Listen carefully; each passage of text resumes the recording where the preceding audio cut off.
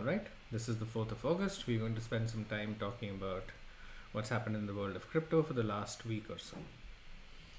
As many of you who've been following WazirX would have read, they've been getting a lot of criticism about the fact that they are looking to have a socialized loss strategy. A lot of people from the industry have turned around and said that the 45% losses should come from the books, they should not be socialized across the users. We'll go through a couple of articles and then I'll share some of my thoughts. So, firstly, what I want to say is I think the challenge that WazirX is facing is that they came out and they talked about this as two options and they decided to do a poll.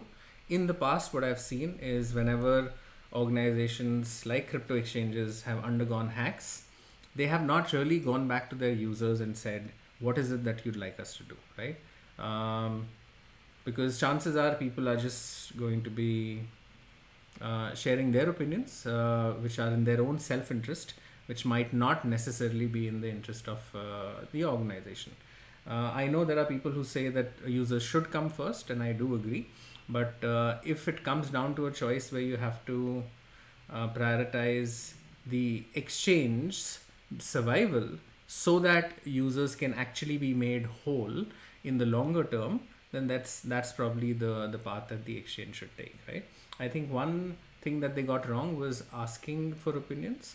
Their heart was in the right place, but I don't think it's going to make decision making any easier for WazirX now that they've given multiple options and now that it seems that the decision hasn't been made yet, right? That also meant that they had to put out another statement that said that the poll was not legally binding and it was just a preliminary step to understand customer opinions. Yeah, this is the situation that they find themselves in.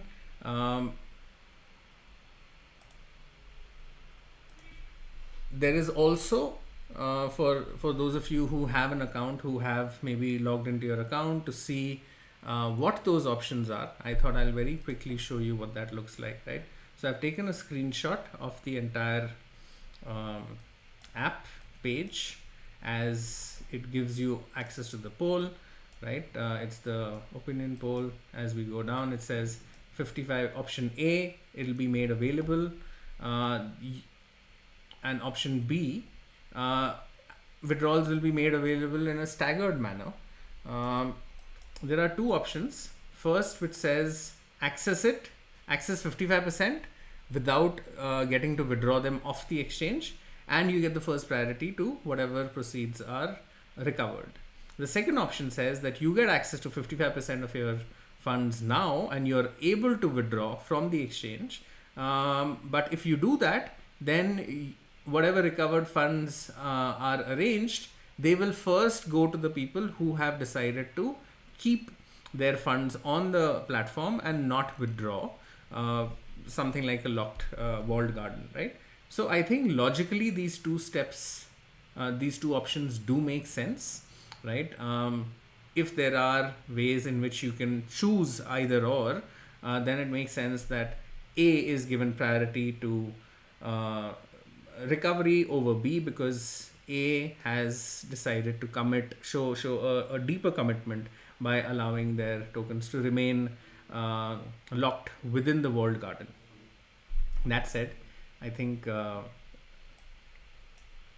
one other thing that they should do, a lot of this is English, a lot of this is text.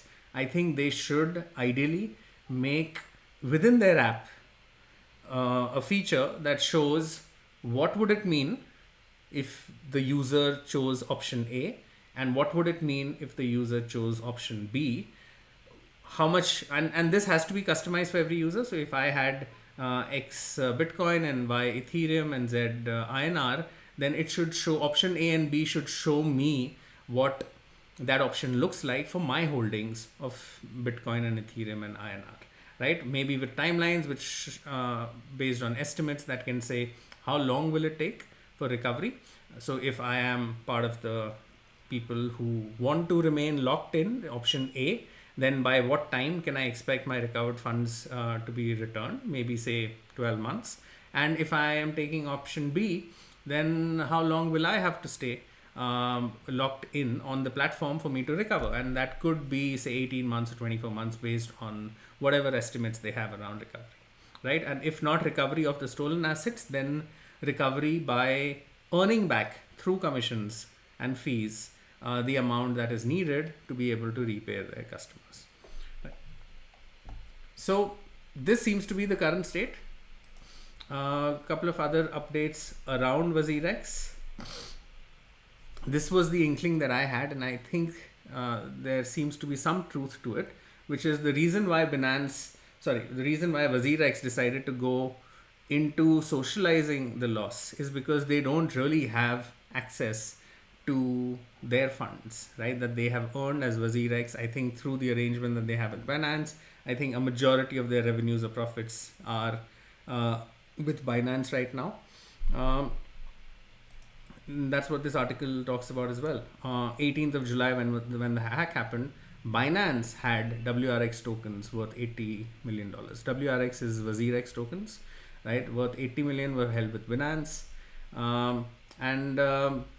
There's an old letter that Nishal has sent out to Binance's legal team, which says that Binance has previously withdrawn over $67 million earned through trading fees on WazirX, right? So I think the reason they went for the socialized loss strategy is because they don't really have too much funds on their books to be able to use this to make a dent in the loss and then go back to the users for the balance.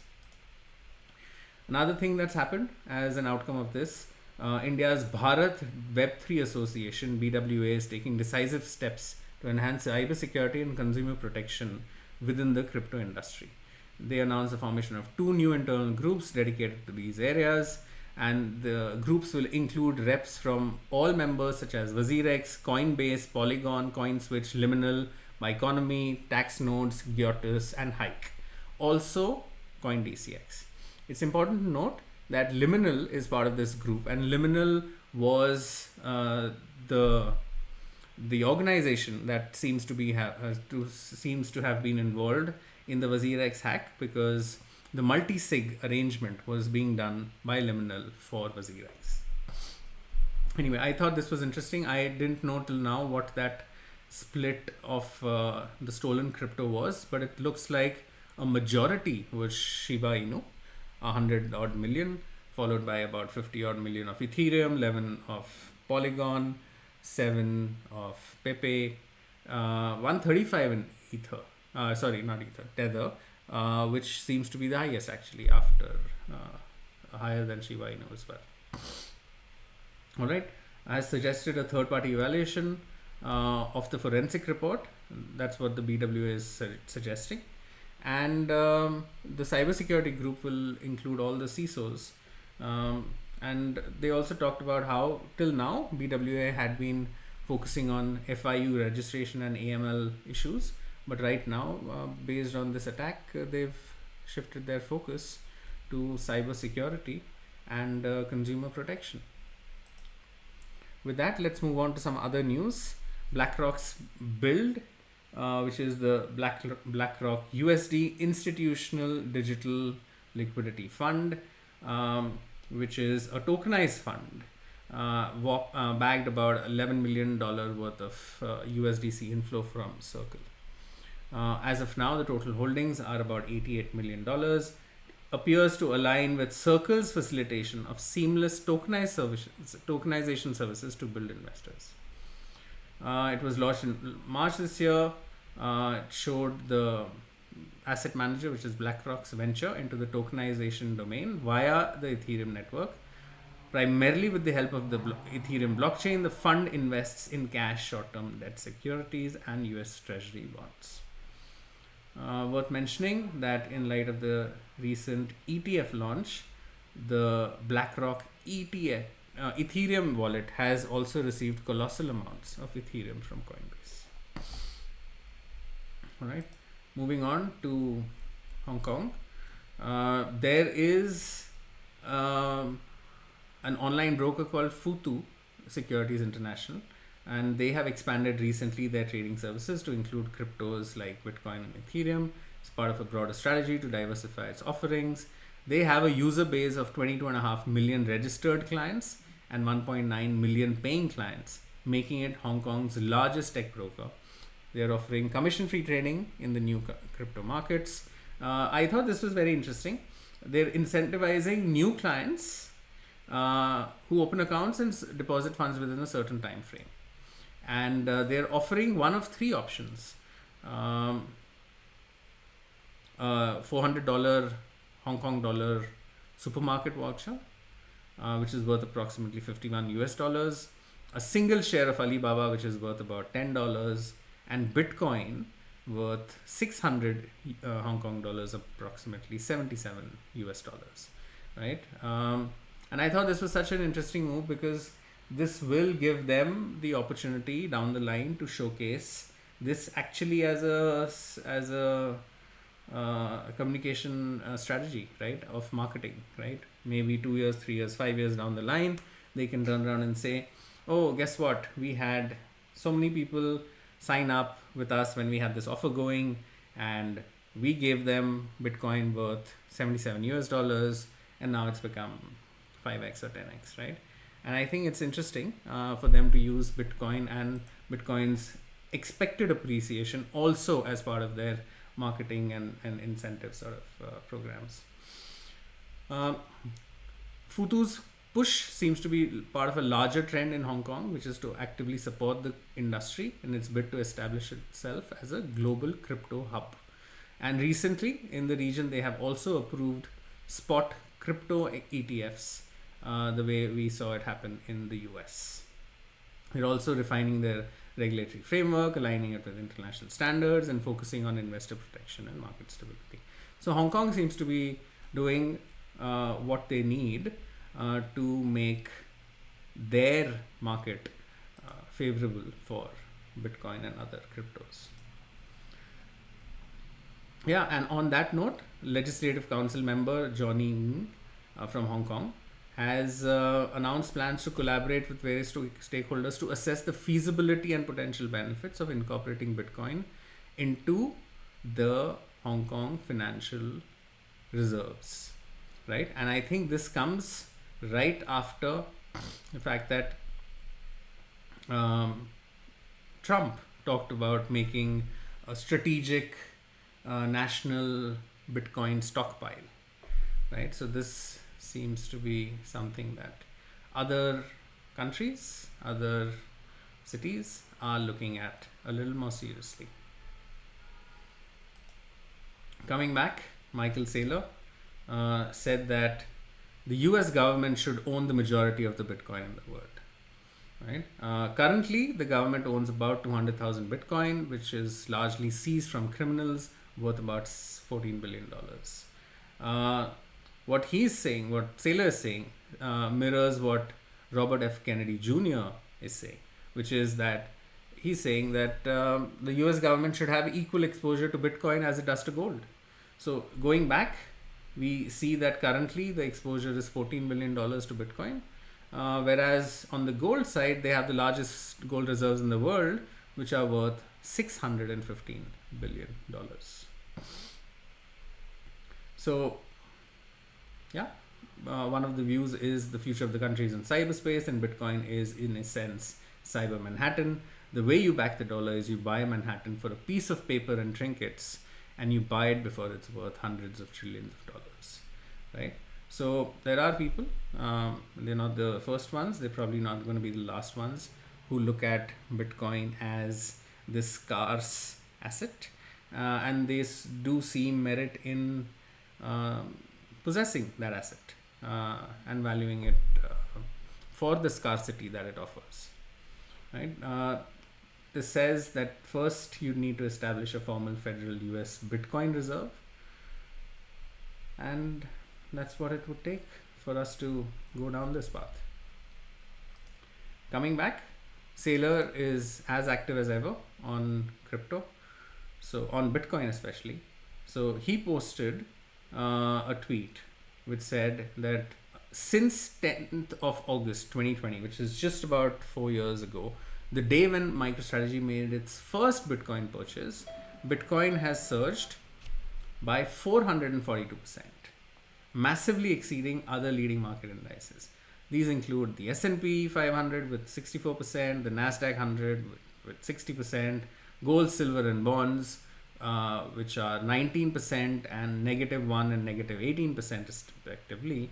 Compared to all of this, Bitcoin has surged 442%. And then this is the other image, which I thought was quite interesting. I was surprised to actually see that MicroStrategy in the same time has almost tripled, right? Compared to the 400 odd percent growth.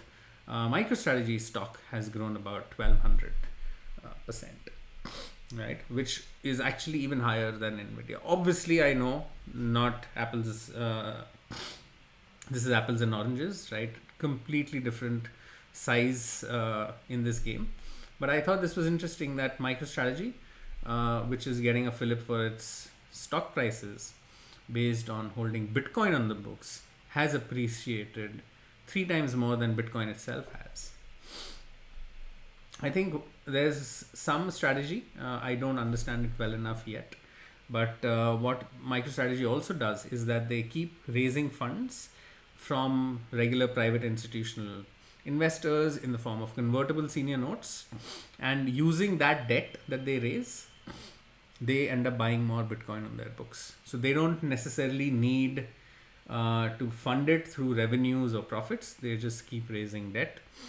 They don't even need to dilute their equity to raise more funds. They're just adding on more debt, and that debt is what is allowing them to also continuously keep buying more Bitcoin. Seems to have been done twice already this year. And this was the press release from 13th of June when they last announced their intent to buy about $500 million worth of convertible senior notes, which are due in the year 2032, which is about 8 years away, right? Unsecured, will bear interest payable semi-annually.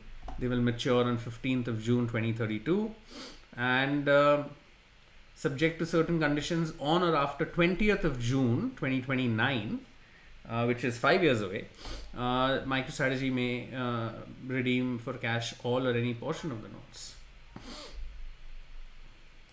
Yeah. All right. On this article, I actually wanted to talk about something very interesting. As traditional finance starts looking at crypto finance, right? There are people looking at AI in different ways. I thought this was very interesting.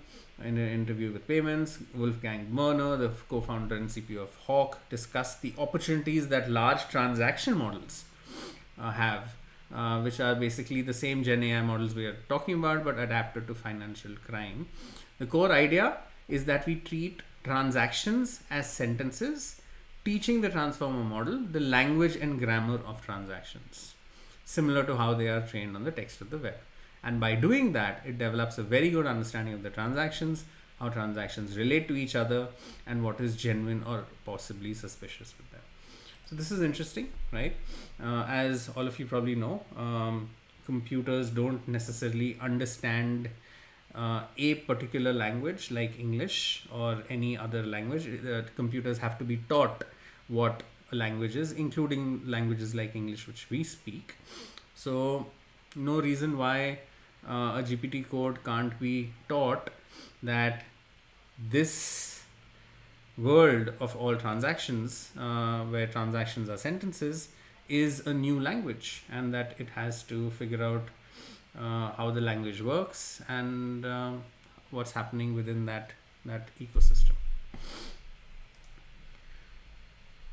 All right, 29 June was the 100th day since the Bitcoin blockchain cut the rewards. The halving happened in end of May. The rewards are now down to 3.125 Bitcoins. This happens every 10 minutes when a new block is added, give or take 10 minutes. So it's about 100 days, and data from past halvings show the bullish impact of the program code takes effect usually after 100 days. So previous halvings have paved the way for multifold price rallies, with most gains coming after the first 100 days. The key takeaway is that 100 days after the halving, the performance difference becomes statistically significant and then becomes increasingly significant until around 400 days after the halving, which is about a 300-day window between now to when this article says that the performance differences stop being statistically significant, which is about 10 months. 300 days is about 10 months. So early August would mean early June is when we end this period, which is 400 days from halving. So let's see what happens between now and beginning of June. And if people who believe in this, if their predictions are right, we will see Bitcoin do maybe 2x, maybe 3x. Some say even 3.5x from the previous all-time high, which from 70 odd thousand or 69,000 would take it maybe to a max of 250k territory. But yeah, we don't know if any of this will happen because the future hasn't happened yet. So I encourage everyone to do their own research. Finally, found this article to be an interesting one, which said there are 3 types of people: those who believe that Bitcoin is inevitable, those who believe that it requires strong action and commitment, and those who believe it will die.